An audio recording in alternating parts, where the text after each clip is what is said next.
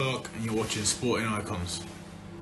Right, so last night, Joyce, he took on Michael Wallisch. This was on a headliner on BT Sport. Of course, I watched it, but I didn't get a chance to do a fight review on it, but now I'm going to do it. So Joyce, he stops Michael Wallisch in 3 rounds, and it was a one-sided victory, to be honest with you, and it was always going to happen. Always going to happen. In fact, Daniel Dubois also beat Michael Wallisch. Now, of course, Dubois, Joyce, both these guys having a tune-up fight, and then these guys will meet toward the end of the year. So this was Joyce's tune-up fight. Now, Joyce, he did come in heavier. I think it's actually his career heaviest as well. So quite what he's been doing in lockdown, I don't know. By the looks of it, not much road work. Because he did put on quite a bit of weight. Now, it's not like he was flabby or anything like that. Not at all. He was just noticeably heavier. You could see he was bigger.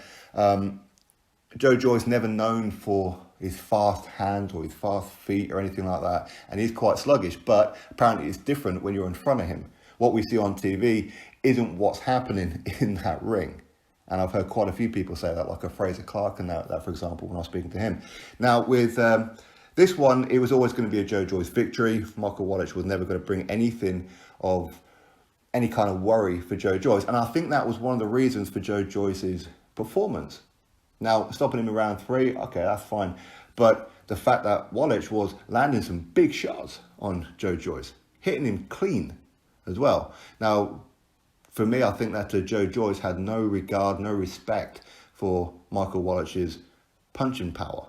Not at all. He was always confident that it doesn't matter what he throws, what I do to him is what's going to count. And that is ultimately what happened. But when you look at it with the big punches that Michael Wallisch was landing on Joyce, with a very little to no defense for Joyce, if he did anything even close to that with Daniel Dubois, Dubois will get Joyce out of there. Now, I don't think that Joyce looked on this fight as a preparation for Dubois, not at all. I think Joyce will come in lighter against Dubois, and his game plan will be totally different.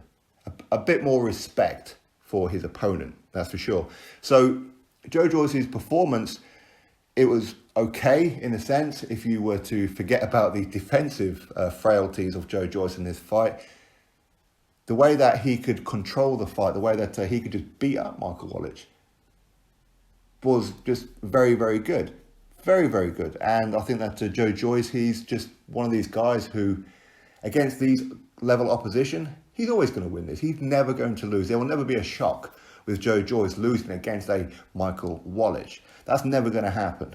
Not at all. But hopefully he's not overconfident thinking that Daniel Dubois, because he's young and he's quite inexperienced in the boxing game overall, as in amateur and pro, that Daniel Dubois isn't going to be able to mix with him. Daniel Dubois has got serious power, man. And I don't think that Joyce or any heavyweight on the planet will be able to take too many of those big punches from Daniel Dubois. In fact, it's only really Michael Johnson who managed to pretty much do it. But again, that's because he fought a very negative fight, as in Kevin Johnson. He just stayed on the outside and didn't let Daniel Dubois land clean. Joyce does get hit a lot. So his performance against Michael Wallisch, you can't draw too much into it. That's not going to be his tactics. That's not going to be his weight. That's not going to be anything even resembling going into the Daniel Dubois fight. Or at least you would hope not, for the sake of Joyce. Because if it is, I'm telling you right now, Daniel Dubois will take him out very, very quickly.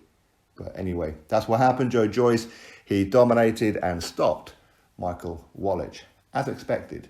Some may say 3 rounds. Well, that's probably 2 rounds a bit later than maybe what he should have done. But again, let's not forget, by the looks of it, Joyce wasn't exactly putting in the work with the gym. Of course, with all the gyms being closed, and not exactly being pushing it hell for leather with the cardio due to the weight. So I think all things considered, he did very, very well.